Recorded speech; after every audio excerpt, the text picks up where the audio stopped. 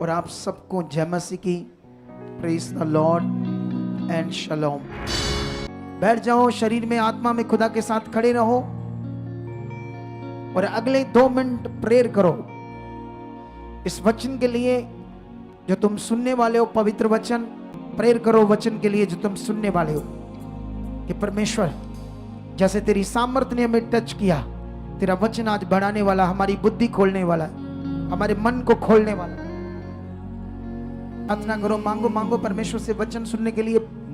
Online जितने branches में बैठे, घरों में बैठे, फॉरेन में बैठे, पूरे स्टेट में बैठे, खुदा का आत्मा उन्हें छू रहा है। खुदा का आत्मा उनकी जिंदगी में काम कर रहा है। आज बड़ी आशीष तुम्हारे ऊपर ठहर रही है। आज बड़ी आशीष तुम पर ठहर रही है। उसका आत्मा तुम्हें छू रहा है। जितने लोग प्रार्थना कर रहे हैं, मांग रहे हैं बुद्धि समझ को कि परमेश्वर तेरा वचन बड़ा है, तूने अपने बड़े नाम से भी इसको ज्यादा महत्व दिया है। जब मैं सुनने वाला हूं तो आज खुदावंद ये मेरे मनों की हृदयों पे पट्टियों पर लिखा जाए और इस वचन को आज अंधकार की शक्तियां चुरा ना पाए, क्योंकि ये मेरे लिए लाभ है, ये मेरे लिए जीवन है खुदावंद, और मेरी जिंदगियों में तेरी सामर्थ काम कर रही है। क्योंकि परमेश्वर ने कहा है कि मैंने अपने बड़े नाम से भी ज्यादा महत्व अपने पवित्र वचन को दिया है। कितने लोग अपनी जिंदगी में यह मान चुके हैं कि परमेश्वर का वचन परमेश्वर के मुख का वचन है, अगर मैं इसको तोड़ता हूं तो परमेश्वर की बेइज्जती करता हूं उसके वचन की। लेकिन तुमने विश्वास करना है, प्रेम में रहना है कि तुम्हारे जीवन में कभी भी परमेश्वर की इंसल्ट ना हो। मैं बाइबल में पिछले दिनों में जब बाइबल पढ़ रहा था तो मैं मूसा के कैरेक्टर को पढ़ रहा था। मूसा की एक बात मेरे सामने आती है और मैं परमेश्वर आके प्रार्थना करता हूं कि परमेश्वर इसके बारे में मुझे बता और प्रकाशन दे। तो मैं उसी बात को आज तुम्हारे साथ क्लियर करना चाहता हूं। मूसा की उस बात को मैं चाहता हूं कि तुम निर्गमन की पुस्तक को, उसके पवित्र वचन, ये वचन हमें मिलेगा 32 निर्गमन। पंजाबी की बाइबल इसको कूच कहते हैं, कूच, और हिंदी में इसको निर्गमन कहते हैं, और इंग्लिश में इसको एक्सोडस कहते हैं। सुनो दे, देखो ध्यान से।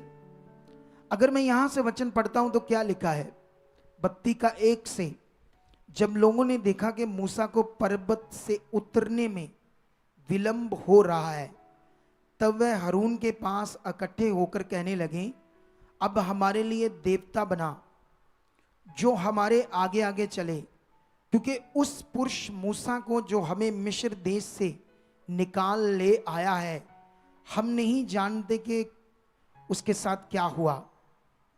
हालेलुया। इस वचन को सुनने के बाद कितने लोगों के अंदर ये वचन बैठ रहा है। बाइबल कहती जब मिस्र की गुलामी से मूसा को परमेश्वर ने जब चुना, तो यहां पर विषय था कि परमेश्वर ने मूसा को चुना। क्यों? जब मूसा परमेश्वर के काम के लिए 3 बार तक बोल रहा है, नहीं नहीं किसी और को चुन, मैं ये काम नहीं कर सकता हूं, वो मेरी बात नहीं मानेंगे। फिर लास्ट में बोलता मैं बोलने में भद्दा हूं, मेरे शब्द भी अच्छे नहीं है, लेकिन फिर भी परमेश्वर उसे उस काम के लिए क्यों कह रहा है, चुन रहा है। इसके बीच में एक पॉइंट है जो हमारे सीखने वाला है, बड़ा खास। और बाइबल में लिखा कि परमेश्वर जब वो सारे चमत्कार पावर के काम प्रकट करके मिस्र देश को उसकी नींहें हिला देता है और परमेश्वर की सामर्थ के सामने घुटने टेक देता है राजा, और फिर ये प्रजा आजाद होकर जब ये छुड़ाई जाती है तो आगे जंगल में आ जाती है। तो वहां का ये एक वचन है, जब ये लोग मूसा को परमेश्वर एक पहाड़ पर बुलाता है, तो उस पहाड़ पर 40 दिन और 40 रातें लगातार मूसा ऊपर रहता है। 40 दिन 40 रातें। अब सोचने वाली बात है कि उस पहाड़ पर ना तो को खाने वाली चीज है ना पानी है, और ये लोग अच्छे से जानते हैं कि उस पहाड़ पर ना तो पानी है ना को खाने पीने की चीज है, तो मूसा कैसे 40 दिन 40 रातें रह सकता है। लेकिन उस समय परमेश्वर ने उसको बुलाया था कि मैं तुम्हें इजराइलियों के लिए वचन दूंगा। जो परमेश्वर एक शब्द से आसमान बना सकता है, एक शब्द से परमेश्वर पृथ्वी को रच सकता है, दुनिया को बना सकता है, अपना वचन देने को उसको 40 दिन क्यों लगे? क्या 40 दिन लगे थे या परमेश्वर की इसमें कोई योजना थी, प्लानिंग थी? क्या विषय था जो हमारे समझने के लिए बड़ा जरूरी है? क्योंकि परमेश्वर तो 1 मिनट में अपना वचन दे सकता है, लेकिन 40 दिन तक मूसा पहाड़ पर जब रहता है तो ऑब्वियसली नीचे वो शारीरिक है, उनके मन कठोर हैं, बहुत आगे पीछे हैं वो लोग इजराइली। तो उन्होंने सोचा वो मर गया है, मूसा मर गया है, हमें नहीं पता उसके साथ क्या हुआ है। तो हारून को विवश किया कि हमारे लिए एक देवता बना। उसने कहा लाओ बालियां कानों से उतारो, ये करो वो करो। वो डर गया था कि ये मुझे मार ना दे इजराइलियों की भीड़। उसने उस सोने को ढालकर एक बछड़ा बनाया और इजराइलियों ने उस बछड़े को जब बनाया, उसके आगे बलिदान किया। तो 5 में लिखा है, 5 में ऐसे लिखा है कि नहीं, ये 4 से पढ़ते हैं। हारून ने उन्हें उनके हाथ से लिया और एक बछड़ा डालकर बनाया और टाकी से गड़ा। और तब लोग कहने लगे, हे इज़राइल, तेरा ईश्वर जो तुझे मिस्र देश से छुड़ा लाया है वह यही है। हालेलुया। सोचकर देखो, परमेश्वर ने छुड़ा कर लाया। ये अच्छे से जान देते कि यहोवा ने छुड़ाया है। यहां हमें एक सीख मिलती है कि जब तुम यहोवा से अपना मन जरा सा भी हटाते हो, परमेश्वर से जरा सा भी अपना मन खराब करते हो, तो दुष्ट शैतान तुरंत आपके मन में काम करना स्टार्ट कर देता है। इसीलिए बहुत सारे बिलीवर्स आगे पीछे रहते हैं, जो परमेश्वर ने उनके लिए बड़ा रखा है, अच्छा रखा है, बेस्ट रखा है, वो पा नहीं पाते है ना कुछ लोग। इसीलिए परमेश्वर का भय रखना, उसके पवित्र वचन को समझना बड़ा जरूरी है हमारे लिए। क्योंकि परमेश्वर ने जो अनुग्रह पृथ्वी पर किया है, बाइबल में लिखा, उसे व्यर्थ मत जाने दो। क्योंकि परमेश्वर का अनुग्रह हमारे ऊपर हुआ है। वो अनुग्रह कैसे काम करेगा तुम्हारे जीवन में, तुम्हारे बच्चों में, तुम्हारे परिवार में, तुम्हारे बिजनेस में, ये तुम्हें समझना होगा। इस बात पर तुम्हें ध्यान देना होगा। अगर हम जरा सा चूकते हैं तो शैतान काम करता है। इसीलिए चूकना नहीं है, इसीलिए फोकस बनाना है। लेकिन ये चूके और देखो, एक सोने के बछड़े को अपना देवता मान लिया और कहने लगे यही हमें मिस्र से निकाल लाया है। क्या मिस्र से उन्हें ये बछड़ा निकाल लाया था या मूसा के द्वारा परमेश्वर ने निकाल लाया था? दिखता हुआ नबी मूसा था, लेकिन करने वाला काम कौन था? परमेश्वर था। भूल गए। ये होता है शैतान का काम। लेकिन ये पहली बार ऐसा हुआ। जब वो नीचे आता है, परमेश्वर उसको कहता है जा नीचे, मेरी प्रजा उल्टी हो चुकी है। और जब ये लोगों को देखता है नाच गाना शराब पीना बलिदान कर रहे बछड़े के आगे, उसको देखकर उसका मन खौल जाता है मूसा का। वो पत्थर की 10 पट्टियां जिस पर 10 हुक्म लिखे थे, इजराइलियों के लिए खास वचन थे परमेश्वर के, जो उन्हें बचाते और जीवन देते। हालेलुया। अगर जब तुम्हारे अंदर वचन काम कर रहा है, वो तुम्हें बचाएगा, तुम्हें छुड़ाएगा।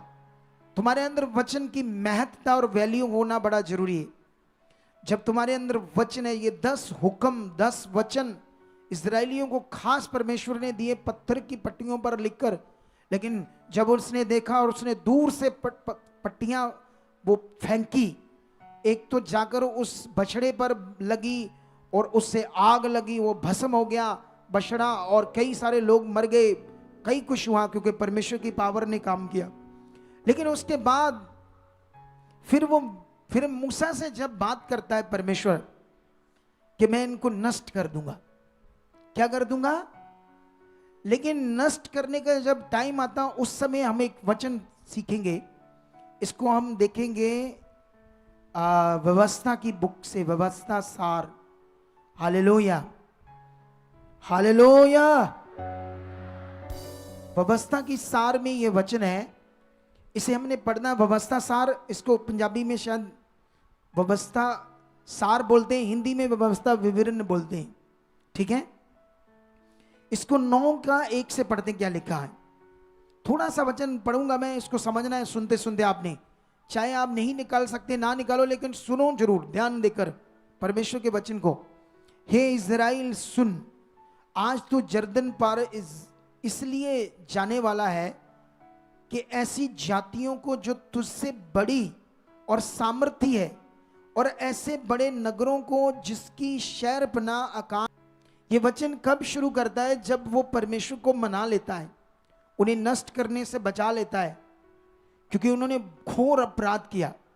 आप जानते हो, जब कोई व्यभिचार करता है, जो यीशु मसीह पर विश्वास करता है, जानते परमेश्वर को क्या करता है? यीशु मसीह को वही पीड़ा देता है, वही दुख देता है जो यीशु मसीह ने क्रॉस पर सहा था।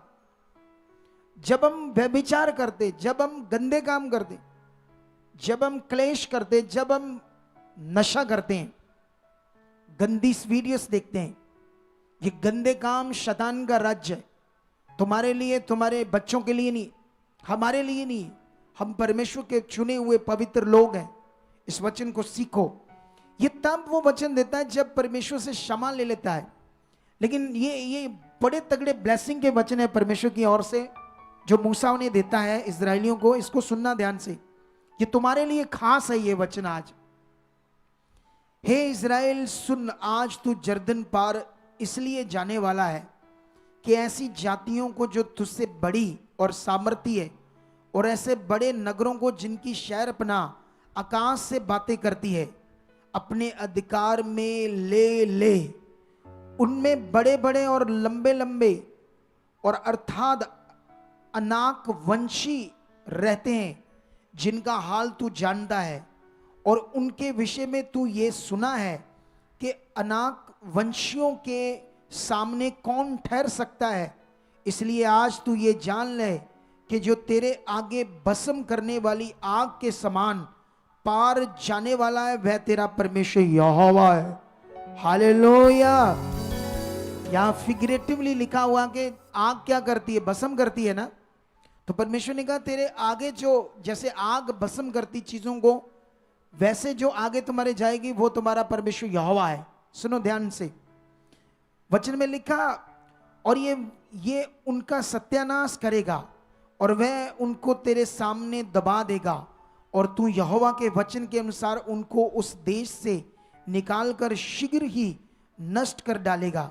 जब तेरा परमेश्वर यहोवा उन्हें तेरे सामने से निकाल चुके, तब ये ना सोचना कि यहोवा तेरे धर्म के कारण तुझे इस देश का अधिकारी होने को ले आया है, किंतु उन जातियों की दुष्टता ही के कारण यहोवा उनको तेरे सामने से निकालता है।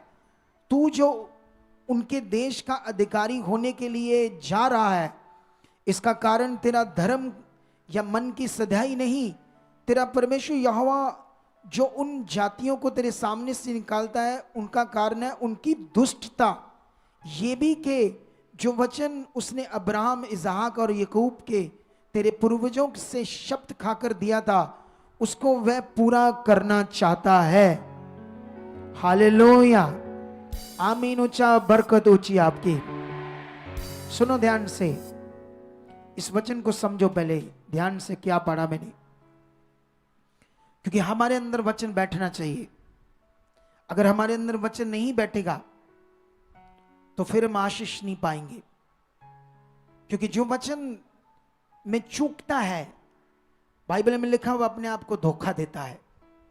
इसलिए तुम कभी धोखा नहीं देने वाले बनोगे, तुम आशीष के वारिस ठहराए गए हो। इस मिनिस्ट्री में तुम फलवंत हो जाओगे, खुदा के कलाम से तुम फलवंत होते जाओगे। यहां पर परमेश्वर वचन देता है अपना मूसा के द्वारा कि जो देश तुम में मैं देने वाला, वहां अनाक वंशी, जो 10-10 फुट 12-12 फुट लंबे इंसान रहते हैं जिस देश में, सोच कर देखो, क्या उनको हरा सकते थे? तुमने उसके बारे में सुना है, वो देश कैसा है, लेकिन मैं तुम्हें देने वाला हूं। लेकिन ये मत सोचो कि ये देश तुम्हारे किसी कारण में दे रहा हूं, या तुमने पता नहीं कौन सा धर्म का काम किया इसलिए दे रहा हूं। नो, इसलिए क्योंकि वो लोग जो दुष्टता कर रहे हैं, क्योंकि मेरे बनाए हुए लोग, मेरी पृथ्वी के ऊपर जो दुष्टता करता है, मुझे उससे घृणा है। इसीलिए वो तुम्हारे सामने से नष्ट हो जाएंगे। और वो देश जिसमें दूध और शहद की नदियां बहती है, मैं तुम्हें दूंगा और ये काम मैं करूंगा। हालेलुया। खुदाबंद ने कहा ये काम मैं करूंगा, तुम्हारे लिए ये मैं करूंगा। आज खुदा तुम्हारे लिए ऐसी आशीषों को करेगा। लेकिन मैंने ये वचन तो तुम्हें आशीष का दे दिया, लेकिन जो शुरू में उन्होंने बड़ा पाप किया, महापाप किया, कि मूसा जब 40 दिन 40 रातें रहा, कैसे वो रह पाया, ये बात तो मैं तुम्हें बताता हूं अभी। लेकिन अभी मैं एक वचन तुम्हें और पढ़ाना चाहता हूं। हम पढ़ेंगे 9 का 18 से क्या लिखा है।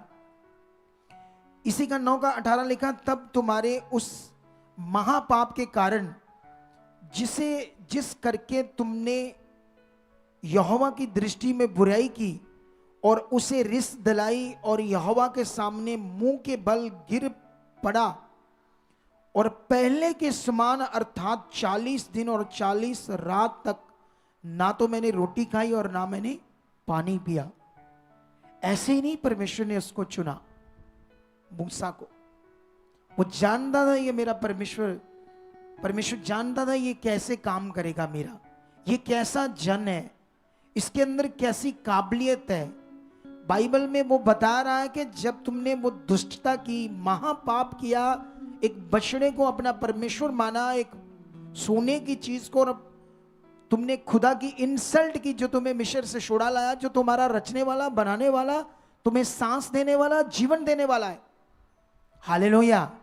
लेकिन ये मूसा बड़ा था, इसीलिए परमेश्वर ने इसको चुना था। सोच कर देखो, ये दोबारा उसी पर्वत पर चढ़ता है, परमेश्वर के सामने जाता है, और ऐसे मुंहदड़े मुंह है ना, ऐसे सामने को जैसे घुटने टेक कर हम मुंहदड़े मुंह पढ़ते हैं ना, मुंहे मुंह, ऐसे पढ़कर 40 दिन 40 रात बिना रोटी खाए, बिना पानी पिए इस्राएलियों के लिए परमेश्वर के सामने प्रार्थना करता कि इन्हें छोड़ दे, इन्हें नाश मत कर, इनका महापाप क्षमा कर दे। सोच कर देखो मूसा के बारे में। हालेलुया।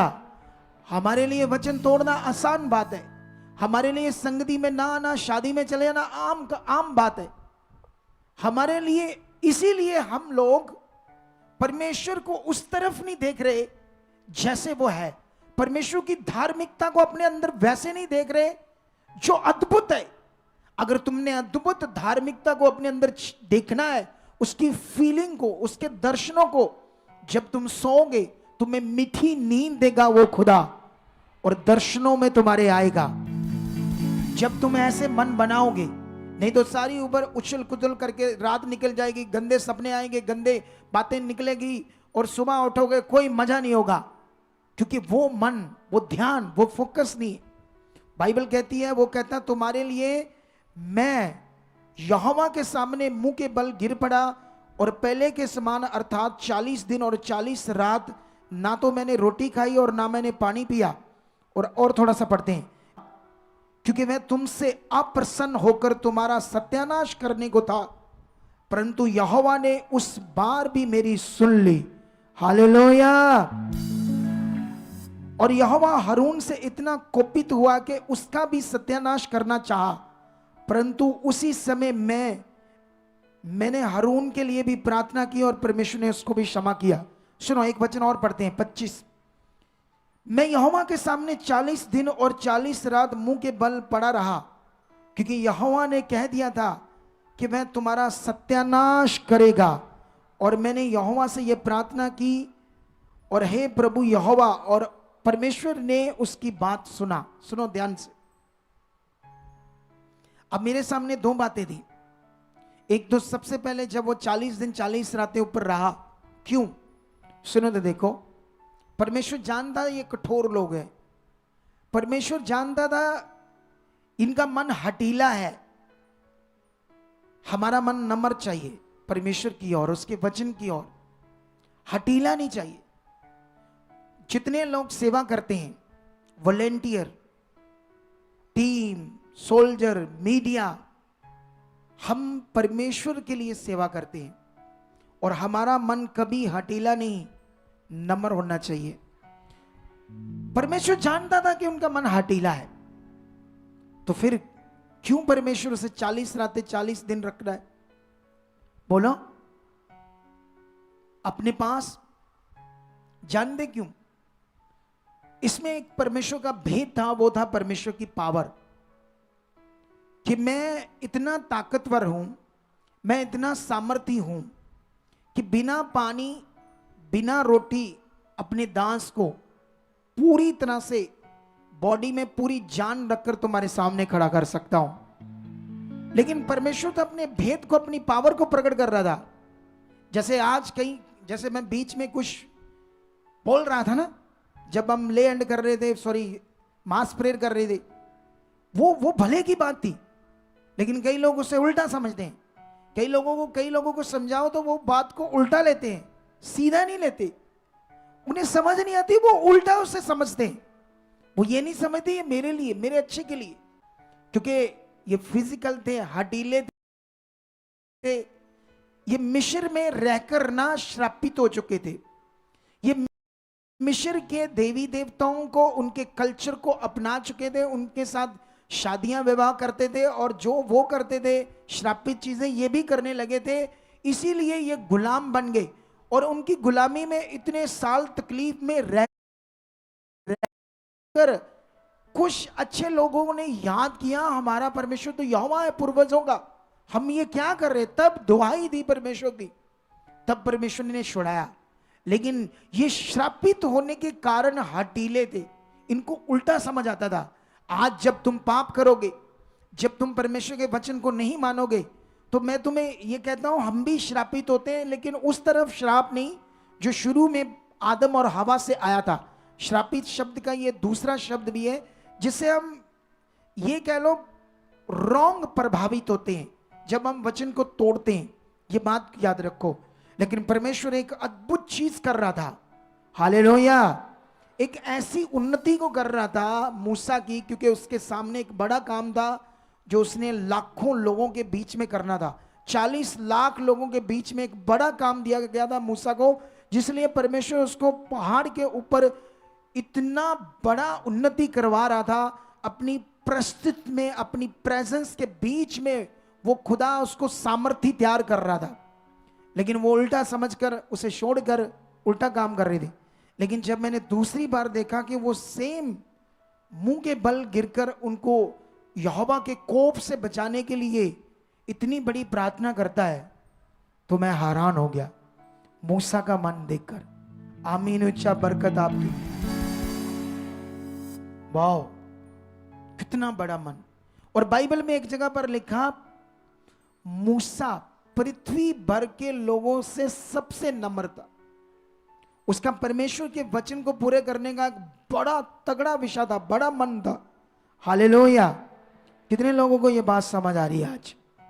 मैं तुम्हारे लिए एक वचन पढ़ता हूं फिलिपियों की बुक से। इस वचन को हम ध्यान से अपने जीवन में लेंगे। जो तुम सीख रहे हो उसको अपने मनों में उतारो, और इस वचन को हम सुनेंगे ध्यान से। ये वचन में क्या हमारे लिए ज्ञान है, पवित्र समझ है। ये वचन फिलिपियों 2 का 8, 9 और 10 3 वचन मैं पढ़ूंगा आपके लिए। फिलिपियों 2 अध्याय। और लिखा, और मनुष्य के रूप में, अगर इसको हम पूरा पढ़ते हैं 6, 7, तो फिर तुम्हें और पता लगेगा ये यीशु मसीह के बारे में लिखा है। लिखा, जिसने परमेश्वर के स्वरूप में होकर भी परमेश्वर के तुल्य होने को अपने वश में रखने की वस्तु न समझा, वरन अपने आप को ऐसा शून्य कर दिया और दास का स्वरूप धारण किया, और मनुष्य की समानता में हो गया, और मनुष्य के रूप में प्रकट होकर अपने आप को दीन किया, और यहां तक आज्ञाकारी रहा कि मृत्यु, हाँ क्रूस की मृत्यु भी सह ले। इस कारण परमेश्वर ने उसको अति महान भी किया। आमीन ऊंचा। जब तुम्हारे अपने आप आमीन ऊंचा निकलने लगेगा, समझो तुम्हारे घर बरकत से भर जाएंगे। जब तुम अलर्ट चौकस होकर बोलोगे हालेलुया, ऊंचा बोलो हालेलुया। सुनो ध्यान से, ये वचन क्या है। 8 पढ़ते हैं, और मनुष्य के रूप में प्रकट होकर अपने आप को दीन किया, और यहां तक आज्ञाकारी रहा था कि मृत्यु, हाँ क्रूस की मृत्यु भी सह ली। इस कारण परमेश्वर ने उसको अति महान भी किया और उसको वह नाम दिया जो सब नामों में श्रेष्ठ है, जो स्वर्ग में और पृथ्वी पर और पृथ्वी के नीचे है, वह सब यीशु के नाम पर घुटना टेके। हालेलुया। और परमेश्वर पिता की महिमा के लिए हर एक जीव अंगीकार कर ले कि यीशु ही प्रभु है। आमीन। ऊंचा। यहां पर जो तुम्हारे लिए वचन है, यीशु मनुष्य बनकर पृथ्वी पर पैदा हुआ। यहां पर उसका जो कैरेक्टर है परमेश्वर का नहीं है, मनुष्य का है, एक प्रभु का है, एक भविष्यवक्ता का है, गुरु का है। कैरेक्टर यीशु मसीह का शरीर में, देह में रहकर। सुनो ध्यान में। लेकिन बाइबल में लिखा यीशु मसीह ने परमेश्वर के सामने क्या किया? अपने आप को शून्य किया, दीन किया। वो है कौन था उसने ये समझा ही नहीं अपने आप को। इतना मन बड़ा किया उसने। और बाइबल में लिखा इतनी ज्यादा आज्ञाकारी की, वो आज्ञाकारी की जिसमें मृत्यु, हाँ क्रूस की मृत्यु को भी सह लिया। शायद तुम्हें पता नहीं है कि रोमन राज में जो सबसे घिनौना अपराध करता था, सबसे घिनौना अपराध, उसको क्रूस दिया जाता था, हर एक को नहीं दिया जाता था। क्रूस की मृत्यु इतनी गंदी और भयानक थी, इतनी खतरनाक मौत थी, तुम सोच भी नहीं सकते। इतनी तकलीफ से भरी थी। और यीशु मसीह ने यहां तक आज्ञाकारी की, वो जानता था कि मैं आज्ञाकारी करूंगा परमेश्वर के लिए, अपने पिता की इच्छा को क्या करूंगा? पूरा करूंगा। कितनों को बात समझ आ रही है? मौत को सह लिया, उस क्रूस की खतरनाक मौत को सह लिया। और बाइबल में लिखा जिस कारण परमेश्वर ने उसे अति महान किया, वह नाम दिया जो सबसे श्रेष्ठ है। और जो कुछ स्वर्ग में, पृथ्वी पर, पृथ्वी के नीचे, सब कुछ उसके नाम पर घुटना टेके और हर एक जीव अंगीकार करे पिता परमेश्वर की महिमा के लिए कि यीशु ही प्रभु है। सोचकर देखो, यह वचन हमारे लिए लिखा गया है स्पेशल। अगर हम भी परमेश्वर के सामने ऐसी आज्ञाकारी करते हैं, मैं सोच रहा था कि किसी माता पिता के बच्चे ऐसे क्या होंगे कि माता पिता उन्हें बोले तो वो अपनी जान देने के लिए तैयार हो जाए कि ये हमारे माता पिता ने कहा है, ये वचन हमारे जन्म देने वालों ने कहा है। मैं ऐसे सोच रहा था, क्या कोई माता पिता का बच्चा ऐसा हो सकता है दुनिया में?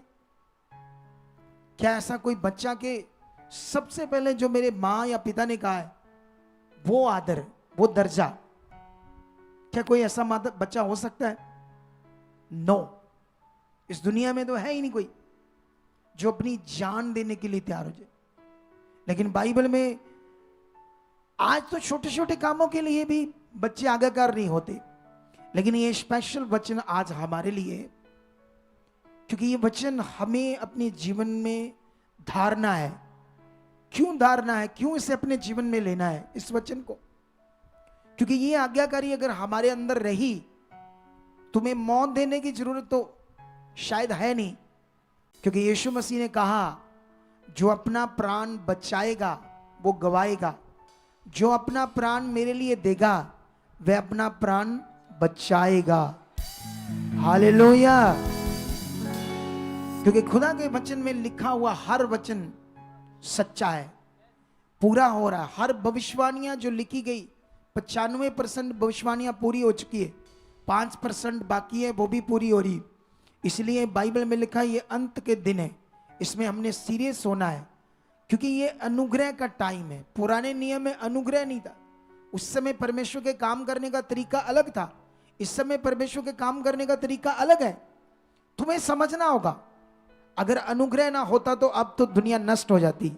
जितना पाप बढ़ रहा है, जितनी चीजें दुनिया गंदा कर रही है ना, आप सोच भी नहीं सकते। क्योंकि हम लोग तो प्रभु में, हम सीखते रहते हैं अच्छी चीजें, हम पवित्रताई के बारे में सुनते हैं तो हम काफी हद तक बचे रहते हैं। कोई 50% बचा रहता है, कोई 60%, कोई 70%, कोई 80%। लेकिन कुछ ना कुछ तो होता रहता है आपके जीवन में भी, आगे पीछे गलत चीजें भी, पाप की चीजें भी, लेकिन फिर भी सुनने से हमारा बचाव रहता है। लेकिन जो ये पवित्र वचन ये संगति में नहीं है, उनका बड़ा बुरा हाल है दुनिया में, उनके बच्चों का संसार में बहुत बुरा हाल है, तुम सोच भी नहीं सकते।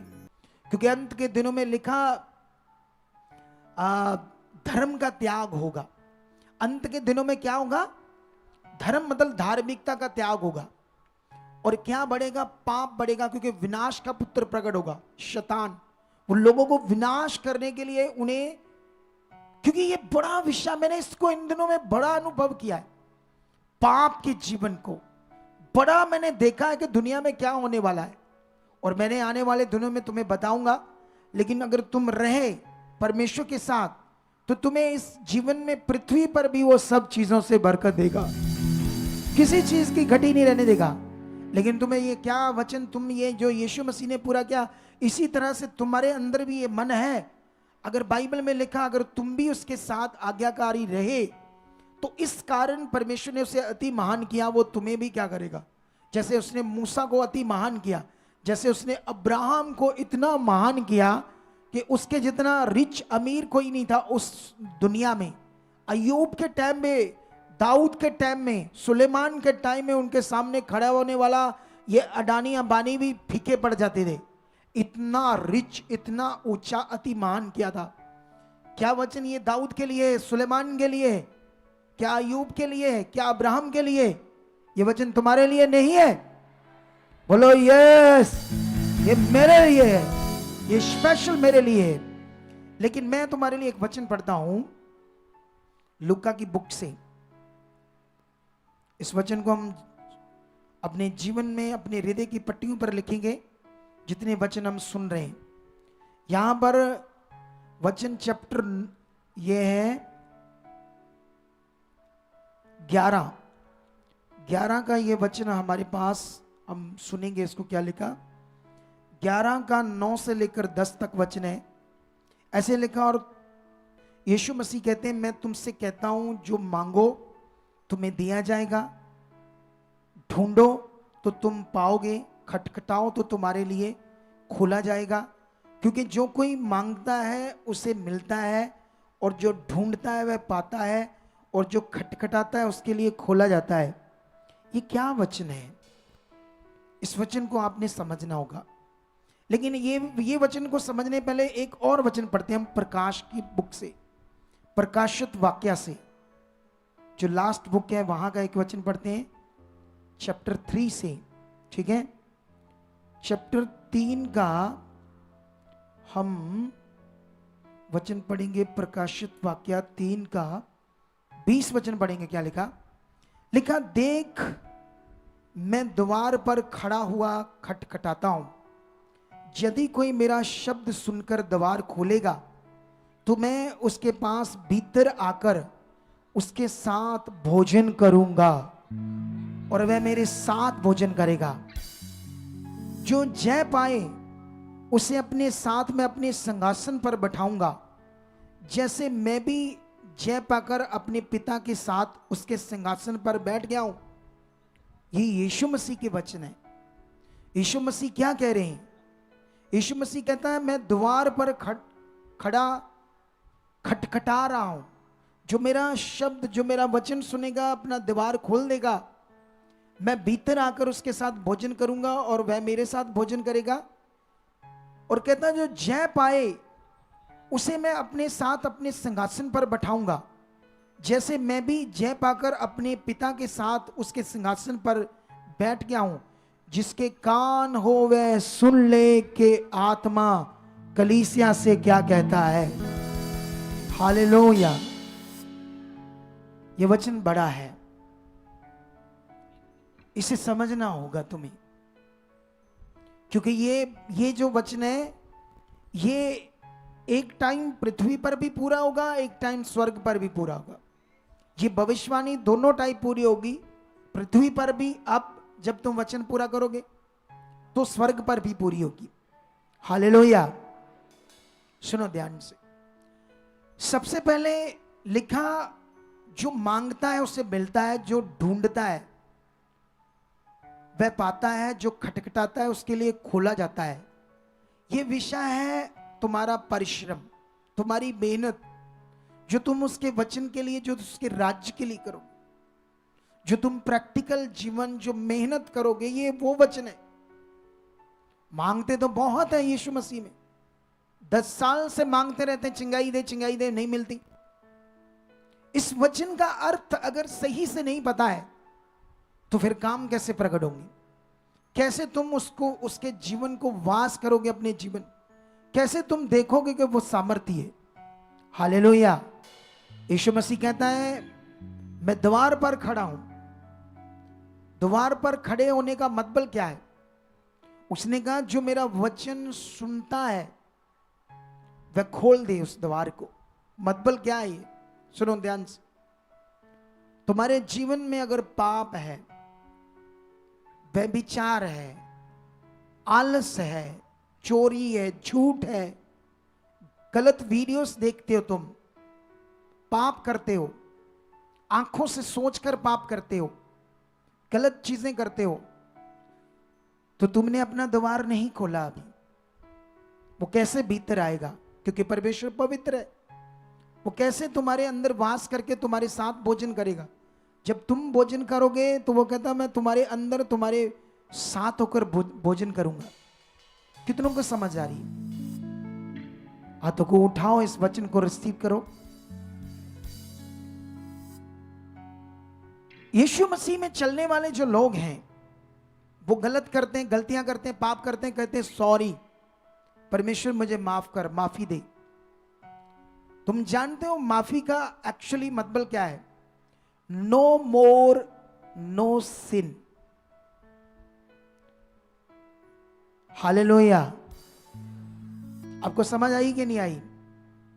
कुछ भी और नहीं करना जो परमेश्वर ने गलत तुम्हें बताया है, वो तुम्हारी जिंदगी में नो मोर, दोबारा नहीं होना चाहिए। नो सिन, ये है माफी जो यीशु मसीह ने तुम्हारे लिए इतनी भयंकर मौत सहकर तुम्हें पवित्र करने के लिए। सही है ये मौत, क्योंकि पाप शैतान का जीवन है जो दुनिया को नष्ट कर रहा है, और संसार इस ज्ञान को नहीं जानता। लिखा, जिसके कान है वह सुन ले। आत्मा कलीसिया को क्या कहता है?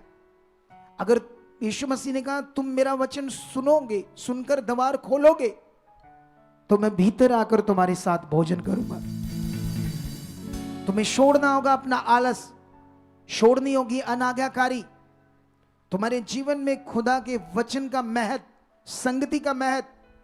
कितने बजे संगति होती है, इसका टाइम क्या है, इसका महत्व। हर खुदा के वचन के साथ जुड़ी हुई बात का तुम्हारे जीवनों में क्या होना चाहिए? महत्व होना चाहिए। तुम ज्योति की संतान हो, संसार अभी ज्योति की संतान नहीं है। तुम वो करोगे जो दुनिया नहीं करेगी। तुम्हारे काम दुनिया से ज्यादा होंगे। यहां पर तुम्हारे लिए हर संगति में लंगर बनता है, उसमें आटा चाहिए, चीजें चाहिए, ये चाहिए, सब्जी चाहिए, लहसुन प्याज चाहिए। क्या कभी तुम्हारे मन में आया कि मैं भी करूं? यह परमेश्वर का काम है, यह परमेश्वर का राज्य है, यह परमेश्वर की रूहों के लिए। क्या तुमने कभी गुड न्यूज दी? क्या तुमने कभी परमेश्वर के काम के लिए कुछ भी अच्छा सोचा? क्या सिर्फ मुझे चाहिए? क्योंकि ये परिश्रम की बात है। मांगो तो दिया जाएगा, ढूंढोगे तो पाओगे, खटखटाओगे तुम्हारे लिए खोला जाएगा। ये मतलब वो नहीं है जो यहां लिखा है।